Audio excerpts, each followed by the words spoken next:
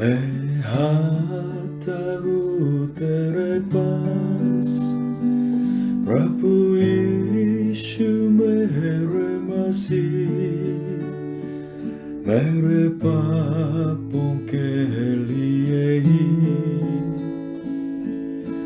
उधार दे मसीह।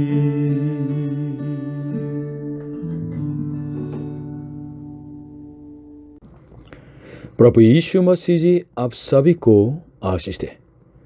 मृत्यु के सामने धनी के पैसे या योद्धा के सामर्थ्य या ज्ञानी के बुद्धि या राजा के शक्ति कोई काम का नहीं है।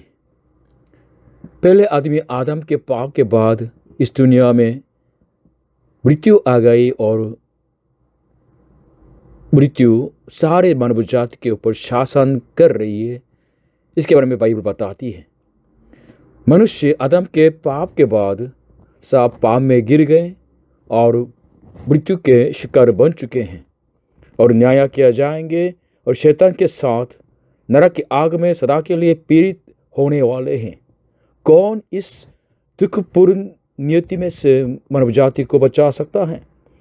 कौन पापी मानव जाति को मृत्यु से जीवन में प्रवेश करा सकता है? कौन हमें स्वर्ग में ले जा सकता है? अनंत जीवन की राह पर ले चल सकते हैं? सिर्फ प्रभु यीशु मसीह ही है जिसने मृत्यु पर विजयी पा ली है और मृत्यु में से जी उठे हैं। आज हम प्रभु यीशु के मृत्यु में से जी उठने के बाद अपने चेलों से मिलने के बारे में तो वचन पर मनन करना चाहते हैं। ये मेरी विनती है कि आप प्रभु यीशु पर विश्वास करें और मृत्यु पर विजय पाने वाले, मृत्यु में से जी उठने वाले प्रभु यीशु मसीह के अनंत जीवन हमेशा आपके साथ रहे।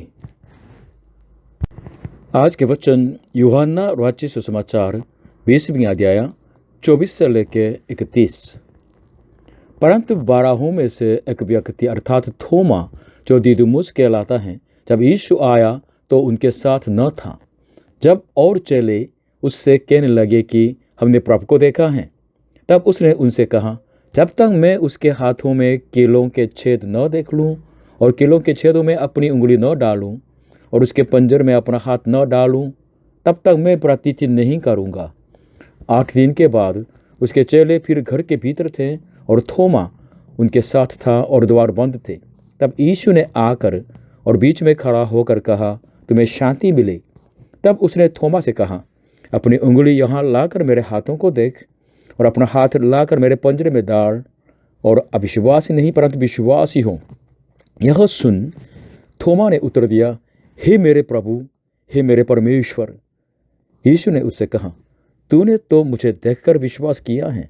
धन्य वे हैं जिन्होंने बिना देखे विश्वास किया। यीशु ने और भी बहुत चिन्ह चेलों के सामने दिखाए जो इस पुस्तक में लिखे नहीं गए, परंतु ये इसलिए लिखे गए हैं कि तुम विश्वास करो कि यीशु ही परमेश्वर का पुत्र मसीहा हैं और विश्वास करके उसके नाम से जीवन पाओ। 24 से 26 पर मनन करेंगे। प्रभु यीशु क्रूस पर मारे गए और तीसरे दिन मृत्यु में से जी उठे और 40 दिन से इस पृथ्वी पर रहे और अपने चेलों से मिले और बहुत लोगों से मिले। उन चेलों में से एक है थोमा। उसने प्रभु यीशु के पुनरुत्थान पर विश्वास नहीं किया। दूसरे चेले लोग प्रभु से मिले थे, उन्होंने कहा कि हम मिले हैं प्रभु को, लेकिन उसने विश्वास नहीं किया। ये बाद में जब थोमा भी साथ में था, उन चेलों से मिलने के लिए प्रभु यीशु फिर से आए हैं। कमरे के द्वार बंद था, लेकिन प्रभु यीशु अंदर आए। कारण यह था कि पुनरुत्थान के बाद प्रभु यीशु के देह का परिवर्तन हो गया है। वास्तव में कहे जाए, प्रभु यीशु के मौत के बाद उनके चेले बिल्कुल डरे हुए थे, कमरे बंद करके रहते थे, क्योंकि मारे जाने के धमकी भी दी गई थी। लेकिन जब प्रभु यीशु से मिले जो मृत्यु में से जी उठे हैं, तो ये चेले लोग बिल्कुल निडर होते हुए पवित्र आत्मा के सामर्थ्य से परिवर्तित हो चुके हैं और प्रभु के गवाह बन चुके हैं। बाद में ये थोमा आज इस वचन में है, इंडिया में भी आके प्रभु की सेवा की और शहीद बन चुके थे। अभी भी उनका कब्रिस्तान चेन्नई में सेंट थोमे जो चर्च के जो बैक साइड में है। चर्च में हम किस बात पर विश्वास करते हैं? चर्च में हम प्रभु यीशु मसीह पर विश्वास करते हैं, जिन्होंने पापियों के लिए अपनी जान दे दी और जो मृतों में से जी उठे हैं। परमेश्वर प्राचीन दिनों से वादा करके आ रहे थे मनुष्यों को पाप क्षमा करने के लिए, पाप क्षमा देने के लिए और पुनरुत्थान की आशा दिलाने के लिए। किसने इसकी पूर्ति की? प्रभु यीशु मसीह जी ने। आदम के पाप की वजह से सारे मनुष्य लोग पापी बन चुके हैं और नाश होने वाले जो मानव जाति, उनके लिए पाप क्षमा पाने का रास्ता खोल दिया गया। कैसे? प्रभु यीशु के द्वारा। कैसे? प्रभु यीशु ने अपने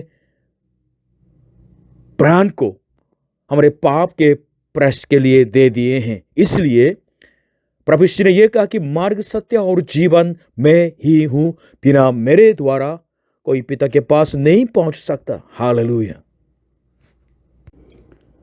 प्रभु यीशु के मारे जाने के बाद उसी के कब्रिस्तान के पास जाके इत्र लगाने के लिए कुछ लेडीज गई थी। तो एक स्वर्गदूत उनसे ये कहा, मत्ती का 28:5-6। स्वर्गदूत ने स्त्रियों से कहा कि तुम मत डरो, मैं जानता हूं कि तुम यीशु को जो क्रूस पर चढ़ाया गया था ढूंढती हो। वह यहाँ नहीं है, परंतु अपने वचन के अनुसार जी उठा है। आओ ये स्थान देखो जहां प्रभु पड़ा था। प्रभु यीशु के कब्रिस्तान तो खाली था। मृत्यु में से जी उठने का मतलब, पुनरुत्थान का मतलब क्या है? प्रभु यीशु मसीह का पहले यह है कि वो निर्दोष निष्पाप व्यक्ति था। प्रभु यीशु पापी नहीं था। बाइबल कहते हैं कि प्रभु यीशु ने पाप के बारे में जाना भी नहीं। और दूसरा, मृत्यु से जी उठने का मतलब है मृत्यु पर विजयी पाना। प्रभु यीशु जी ने विजयी पा लिए। हालेलुया।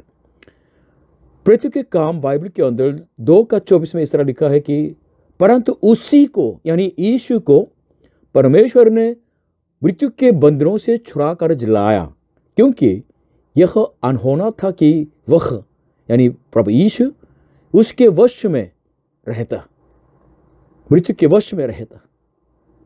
पापी नहीं है, इसलिए मृत्यु के वश में नहीं रह सकता।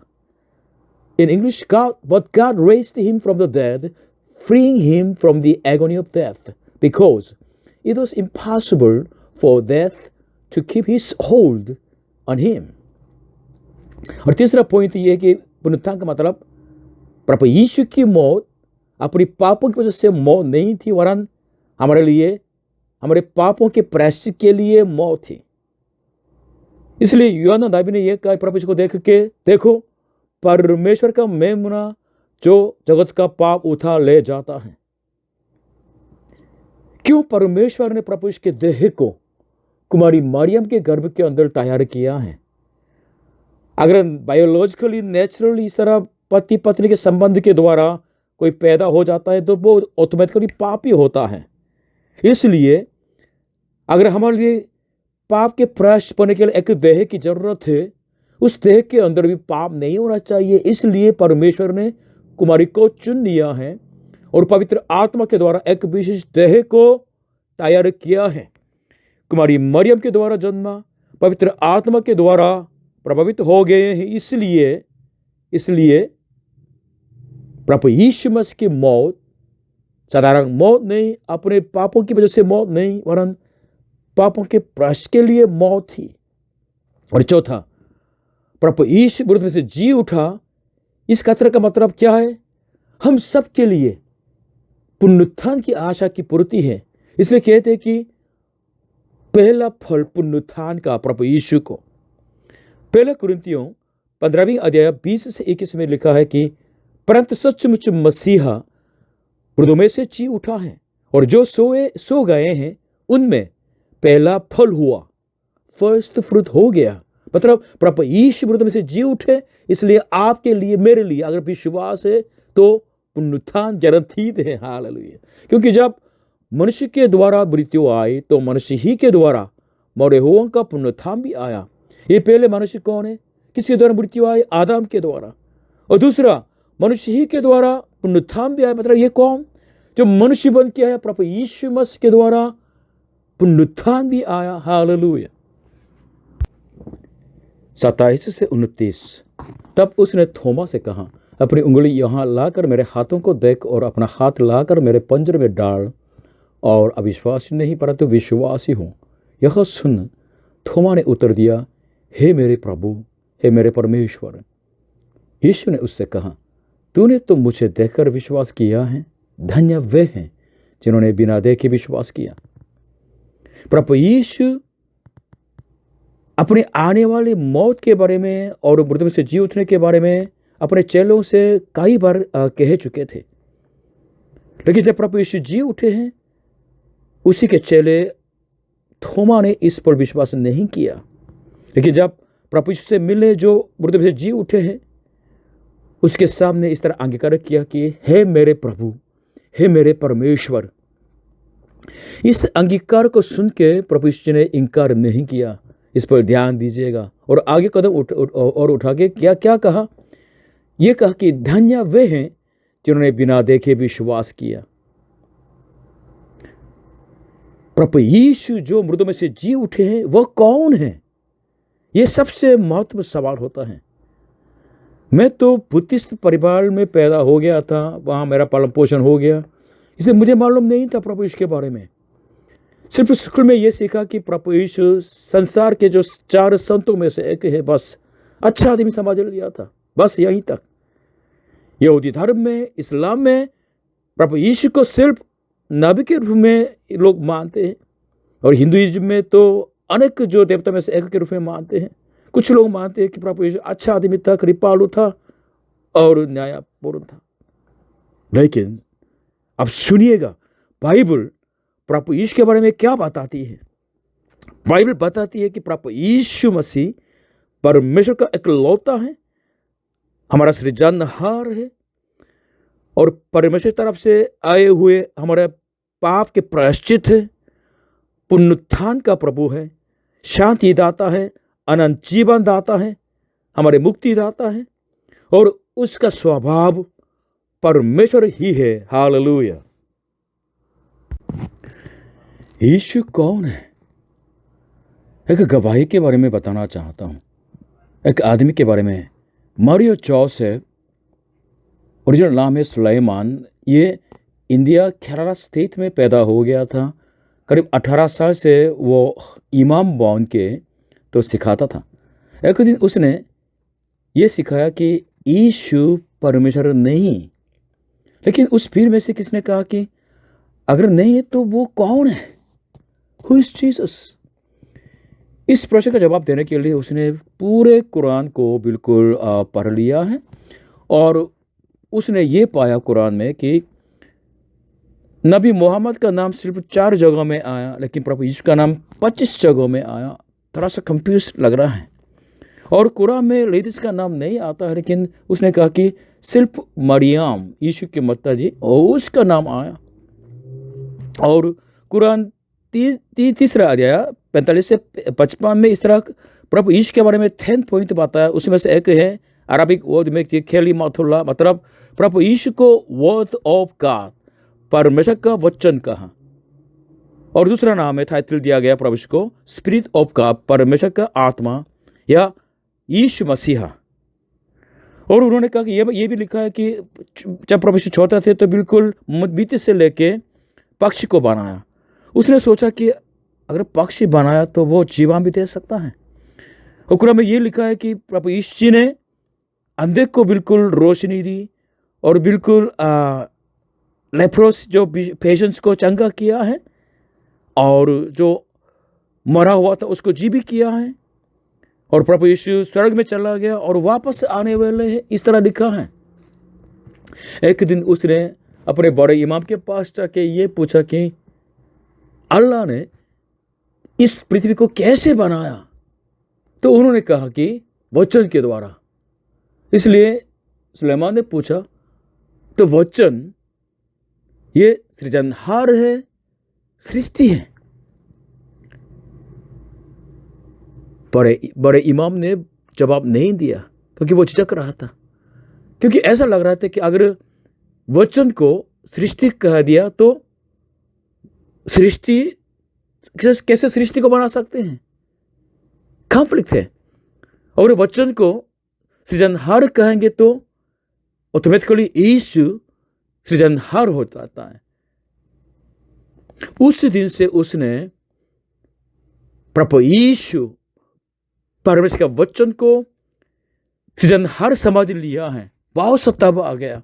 उसके पापा भी उसको मार डालना चाहता था, लेकिन अभी तक वो जिंदा है, प्रभु यीशु के पीछे पीछे चलते हैं।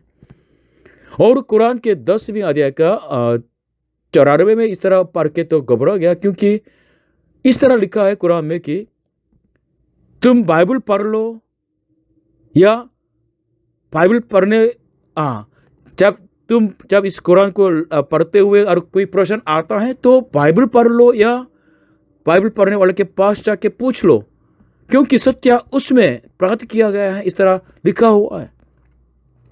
वास्तव में किया जाए, कुरान बाइबल के बाद करीब 600 साल के बाद लिखा हुआ है। इसलिए कुरान के अंदर कुछ सामग्री बाइबल से बिल्कुल भिन्न होते हैं। इसलिए ओरिजिनल जो सामग्री यानी बाइबल को आप ले लीजिए, मनन कीजिए, तुलना करके देखिएगा। भाइयों बहनों, प्रभु यीशु सिर्फ आपके थोड़ा बहुत तो आदर पाने वाले ऐसे नबी सिर्फ या ऐसा संत नहीं है। बाइबल कहते प्रभु यीशु आपका सृजनहार है, आपका परमेश्वर है, शांति देने वाला वही है, मुक्तिदाता वही है। इसलिए प्रभु यीशु के बिना आपके अस्तित्व इस दुनिया में नहीं है। प्रभु यीशु के बिना आपकी मुक्ति नहीं है। प्रभु यीशु बिना आपके पाप क्षमा अनंत जीवन नहीं है। प्रभु यीशु बिना स्वर्ग नहीं है, आपके भविष्य नहीं है। हालेलुया। इसलिए प्रभु यीशु खुद कहते हैं स्वयं के बारे में, यूहन्ना 11 का 25 से 26 इस तरह है कि यीशु ने उससे कहा, पुनरुत्थान और जीवन मैं ही हूं। जो कोई मुझ पर विश्वास करता है वह यदि मर भी जाए तो भी जिएगा, और जो कोई जीवता है और मुझ पर विश्वास करता है वह अनंत काल तक न मरेगा। क्या तो इस बात पर विश्वास करती है? आज के वचन का 30वीं और 31वीं। यीशु ने और भी बहुत चिन्ह चेलों के सामने दिखाए जो इस पुस्तक में लिखे नहीं गए, परंतु ये इसलिए लिखे गए हैं कि तुम विश्वास करो कि यीशु ही परमेश्वर का पुत्र मसीहा है, और विश्वास करके उसके नाम से जीवन पाओ। हमें क्यों बाइबल पढ़ना है? हमें क्यों प्रभु यीशु पर विश्वास करना है? इसके बारे में लिखा हुआ है, क्योंकि प्रभु यीशु ही मसीहा है जो परमेश्वर की तरफ से मानव जाति के मुक्तिदाता के रूप में निश्चित किए गए हैं। प्रभु यीशु के आने से करीब 700 साल पहले यशाया नबी था।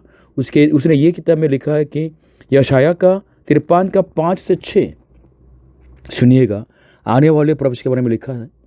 परंतु वह यानी यीशु हमारे ही अपराधों के कारण घायल किया गया, वह हमारे अधर्म के कामों के हेतु कुचला गया, हमारी ही शांति के लिए उस पर ताड़ना पड़ी कि उसके कोड़े खाने से हम चंगे हो जाएं।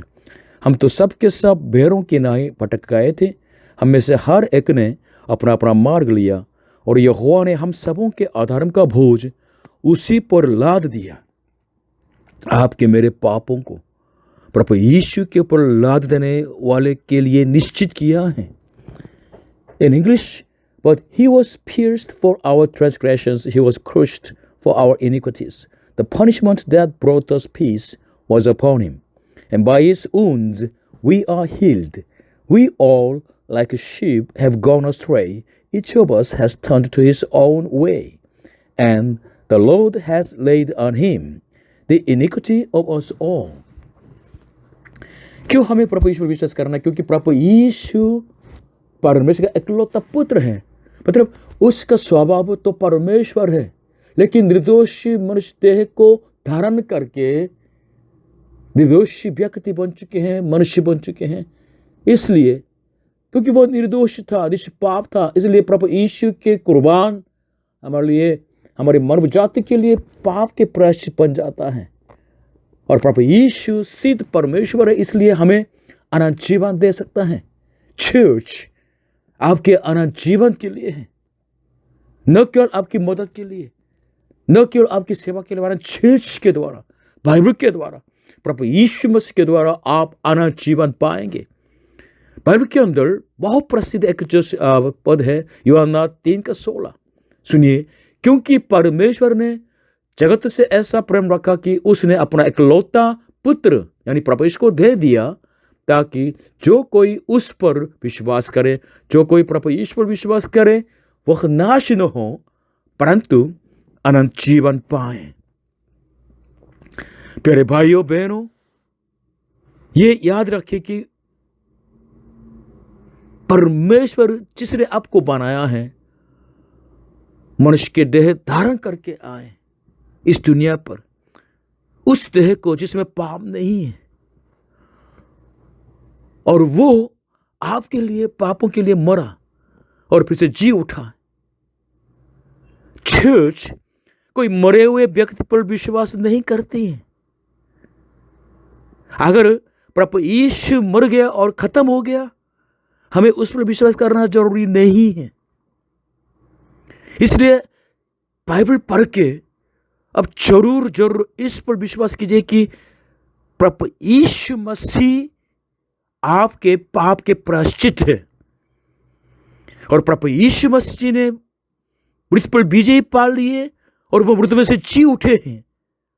अगर आप प्रभु यीशु को अपने प्रभु के रूप में और अपने परमेश्वर के रूप में मान जाते हैं, तो आप सदा के लिए पाप क्षमा पाएंगे और सदा के लिए अनंत जीवन पाएंगे, सदा के लिए स्वर्ग में रह सकेंगे। प्रभु यीशु मसीह आप सभी को आशीष दे। आमीन।